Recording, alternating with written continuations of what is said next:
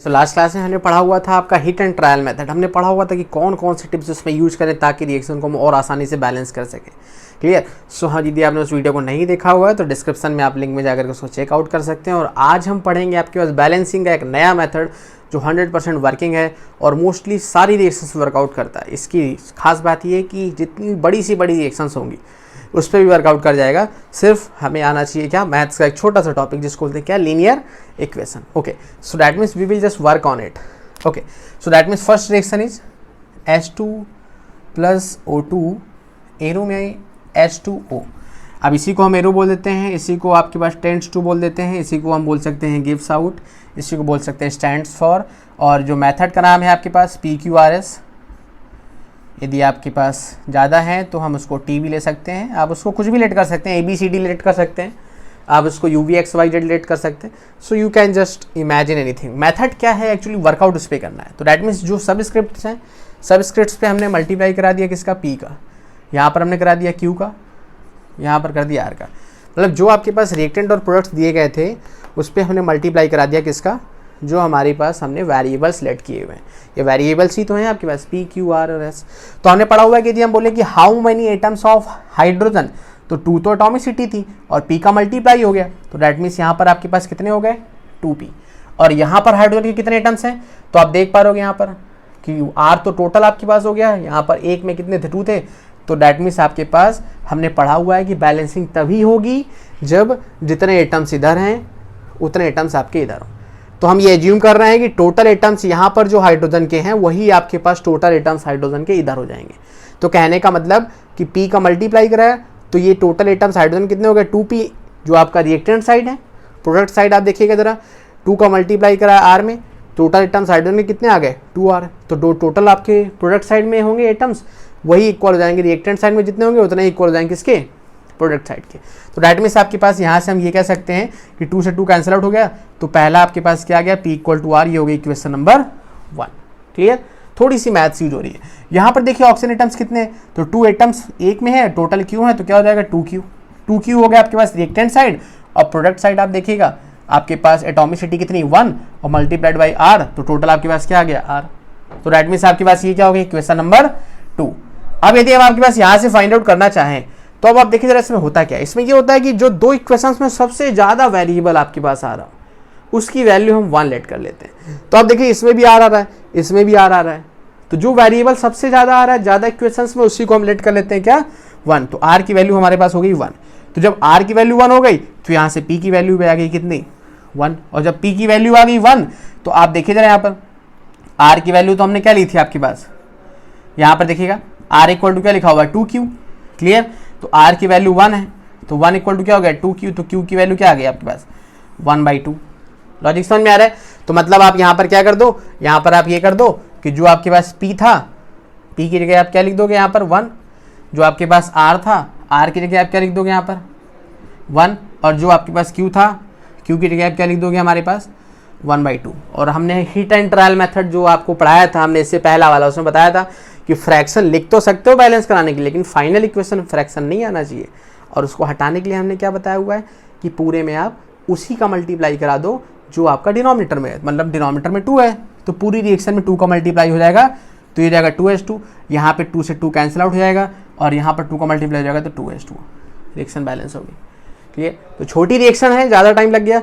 बड़ी से बड़ी रिएक्शन जब आप उसमें हिट एंड ट्रायल लगाते हो तो बहुत ज़्यादा आपके पास प्रॉब्लम क्रिएट हो जाती है। तो डैट इज़ द रीजन, उस कंडीशन में हम इसको अप्लाई करते हैं जिससे कि रिएक्शन आपकी तुरंत क्या हो जाए, बैलेंस हो जाए। अब ये नहीं कि आप छोटी से छोटी इक्वेशन को भी आप उसी से बैलेंस कराने लगो। क्लियर। तो अब आ जाते हैं, थोड़ा सा एक और वर्कआउट कर लेते हैं। जैसे लिखा हुआ हमारे पास N2 प्लस H2 NH3, वही रिएक्शन हम ले रहे हैं जो हमने हीट एंड ट्रायल से करी हुई थी। तो अब आप देखिए जरा यहाँ पर N2 प्लस H2 NH3, सीधा सा लॉजिक है। यहाँ पर आप बोलो P, यहाँ बोलो Q, यहाँ बोलो R।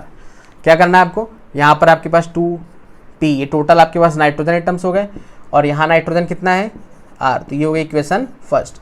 अब आप देखिए जरा यहाँ पर टोटल आपके पास Q है, 2Q हाइड्रोजन है, 2 इंटू Q, 2Q हाइड्रोजन है। यहाँ पर हाइड्रोजन कितना है 3R, ये हो गया आपके पास सेकेंड नंबर। अब नाइट्रोजन हाइड्रोजन 2 ही चीज़ें, तो बस 2 इक्वेशन बन रही। हमने क्या बोला कि जो दोनों में आ रहा हो उसको आप 1 लेट कर लो, तो R को क्या लेट कर लिया आपने 1, R 1 हो गया, तो आप देखो जरा यहाँ पर 2p इक्वल टू 1 हो गया, तो p की वैल्यू क्या आ गई 1/2। और जब आपके पास यहाँ पर r 1 हो गया तो 2q इक्वल टू क्या हो गया 3, तो q की वैल्यू क्या आ गई आपके पास 3/2। वैल्यूज पुट आउट कर दो, तो जहाँ पर p है वहाँ आ जाएगा 1/2, और जहाँ पर q है वहाँ आ जाएगा आपके पास 3/2, और जहाँ पर r था, r तो हमने 1 लेट किया था। हमने बोला कि आपको डिनोमिनेटर का जो है वो मल्टीप्लाई करा, दोनों में डिनोमिनेटर 2 है तो 2 का मल्टीप्लाई करा दो। क्यों? क्योंकि फ्रैक्शन हटाना है, तो 2 का मल्टीप्लाई होगा तो यहाँ से आपके पास डिनोमिनेटर वाला 2 कैंसिल आउट हो जाएगा, 2 का मल्टीप्लाई होगा तो डिनोमिनेटर कैंसिल आउट हो जाएगा, 2 का मल्टीप्लाई होगा, बैलेंस होगी। बात समझ आ रही? बोलो सर इसमें तो बहुत मज़ा आ रही। मज़ा क्या आ रही है आपके पास? ये इनके लिए नहीं, ये बड़ी इक्वेशंस के लिए। बोलो सर करके दिखाओ ना थोड़ा सा एक। ओके देख लेते हैं, देखिए ज़रा, हीट एंड ट्रायल से भी इसको बैलेंस किया हुआ था। BaCl2 plus Al2 SO4 to the whole thrice. बोले सर ये तो बहुत बड़ा कर दिया आपने, तो आप ही तो बोल रहे थे बड़ा करो, बड़ी रिएक्शंस बैलेंस करनी है। चलिए अब इसमें देख लेते हैं, हमारे पास same logic P Q R S, इसमें S भी आ गया, T भी आ सकता है, यदि आगे भी हो, आगे भी आ जाता है, जो भी आप लाना चाहो सब आ जाएगा। देखो जरा आप यहाँ बेरिलियम एटम देखो, आप बेरिलियम कहीं और तो है नहीं, इधर रिएक्टेंट साइड में एक ही जगह है, कितना टाइम्स है, एक एटम है, तो P इक्वल टू यहाँ बेरिलियम कितना, एक है, तो P इक्वल टू R। ये हो गई इक्वेशन फर्स्ट,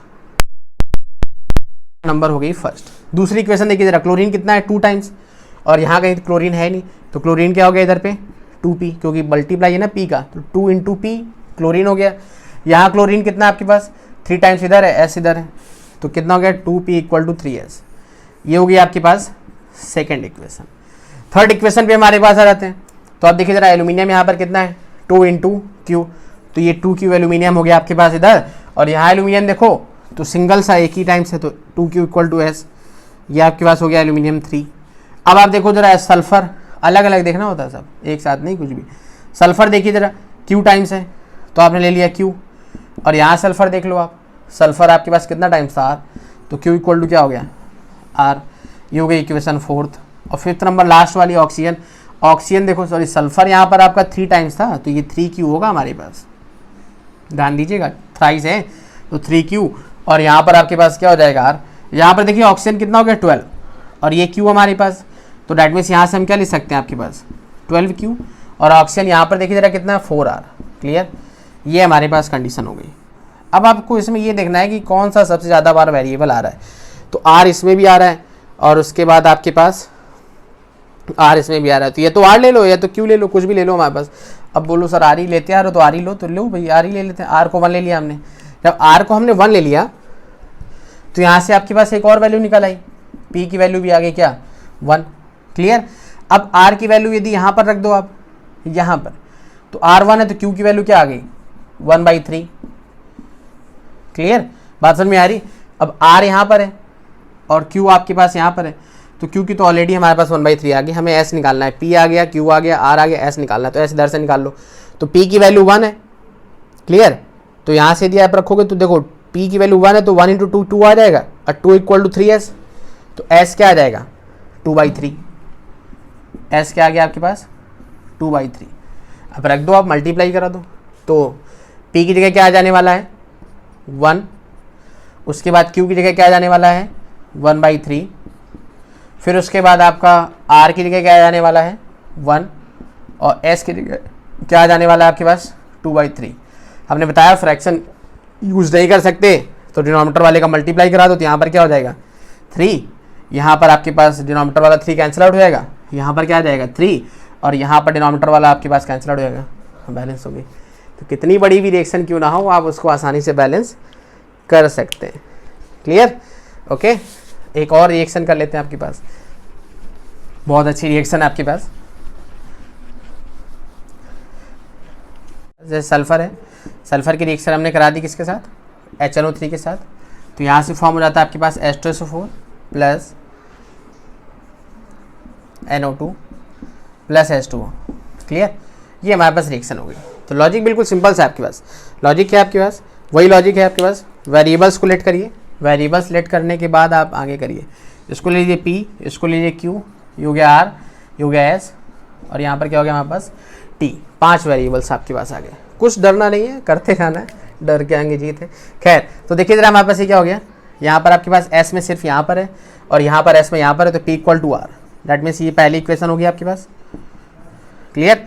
अब इसके बाद दूसरा देखिएगा हमारे पास यहाँ पर क्या है, यहाँ पर आपके पास एच आपके पास क्या है, क्यू टाइम्स है, यहाँ पर आपके पास एच यहाँ पर भी है, एच यहाँ पर भी है।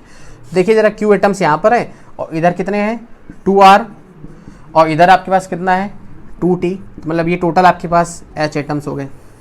यहाँ पर आपके पास हो गई सेकेंड इक्वेशन। फिर n पे आ जाते हैं, तो इधर q टाइम्स नाइट्रोजन है और यहाँ नाइट्रोजन आपका कितना है s टाइम्स, तो मतलब q आपके पास इक्वल हो गया किसके, s के। चौथी इक्वेशन पे दिया जाए ऑक्सीजन पे, तो ये कितना है 3q है और ऑक्सीजन यहाँ पर कितना है आपके पास 4r के बाद यहाँ पर आपके पास देख रहे होंगे, तो यहाँ पर आपके पास है 2s और 2s के बाद यहाँ पर आपके पास कितना है t टाइम्स है। तो मतलब ये आपके पास कंडीशन जनरेट हो गई यहाँ पर 4 नंबर इक्वेशन। तो अब आप देखिए जरा सबसे ज़्यादा कौन सा आ रहा है, तो आर आर आर। अब मोस्टली आप बोलो सर आर ही ले लो, तो क्यू ले लो ना, क्यू भी तो 3 बार आ रहा है, तो कुछ भी ले लो। बोलो सर क्यू लेके करो, लो भाई आप ही की बात मान लेते हैं, क्यू ले लेते हैं हम भाई। क्यू ले लिया हमने 1। अब देखिए जरा हमारे पास जब हमने Q1 ले लिया तो यहाँ से एक चीज़ और क्लियर हो गई कि भाई Q1 ले लिया तो S की वैल्यू भी क्या हो गई हमारे पास 1 हो गई, क्योंकि यहाँ से आपको दिख रहा है। क्लियर। अब उसके बाद ये वैल्यू यहाँ पर हम पुट आउट करते हैं। सपोज करिए यहाँ पर हम आपके पास रख देते हैं, या Q की वैल्यू 1 ले ली हमने, S की वैल्यू हमको पता है, ठीक है, तो Q की वैल्यू वहाँ पर रख देते हैं आपके पास। देखिएगा ज़रा यहाँ पर Q की वैल्यू जब यहाँ पर हमने रख दी तो क्या इक्वेशन मिल गई 2r plus 2t equal to 1, 2r plus 2t equal to क्या हो गया 1। और यहाँ पर यदि हमने आपके पास वैल्यू रख दी, ध्यान समझिएगा हमारे पास यहाँ पर हमने यदि वैल्यू रख दी Q की, तो ये हो गया 3 और यहाँ पर हमारे पास S की वैल्यू क्या है, S की वैल्यू भी 1 आई है, तो यहाँ पर Q की वैल्यू 1 रखनी है जो कि निकाली है, S की वैल्यू 1 रखनी है आपके पास, तो ये हो जाएगा आपके पास क्या 3 और ये क्या हो जाएगा 4r प्लस टी। यहाँ पर देख लीजिएगा आपके पास 4r plus T equal to 4r plus T और ये क्या हो जाएगा 1 इंटू 2 मतलब 2 और 2 इधर आ जाएगा सब्ट्रैक्ट हो जाएगा, तो कितना बचेगा 1। क्लियर। अब हमें इसको सॉल्व करना है। क्लियर। तो लीनियर इक्वेशन आ गई। बोलो सर ये अच्छा सवाल है, तभी तो कराया आपको, बात समझ में आ रही है। तो अब देखिए जरा यहाँ पर इसको बैलेंस कराना है, सीधा सा लॉजिक है। यदि 9th क्लास में स्टूडेंट हैं तो उन्होंने शायद ना पढ़ा हो, लेकिन उनके सिलेबस में ज़रूर है क्या कि इसमें आप एलिमिनेट करा दो, मतलब यहाँ पर आप 2 का मल्टीप्लाई करा दो। 2 का जब मल्टीप्लाई कराओगे तो आपके पास ये इक्वेशन क्या हो जाएगी 4r plus 4t equal to 2 और नीचे वाली s टू s कैरी कर लो, 4r plus T equal to 1।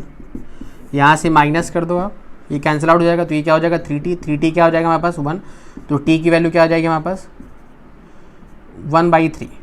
Clear. t क्या आ जाएगा हमारे पास 1/3। तो जब एक बार हमारे पास t आ गया 1/3, तो आप उससे और भी चीज़ें फाइंड आउट कर सकते हो।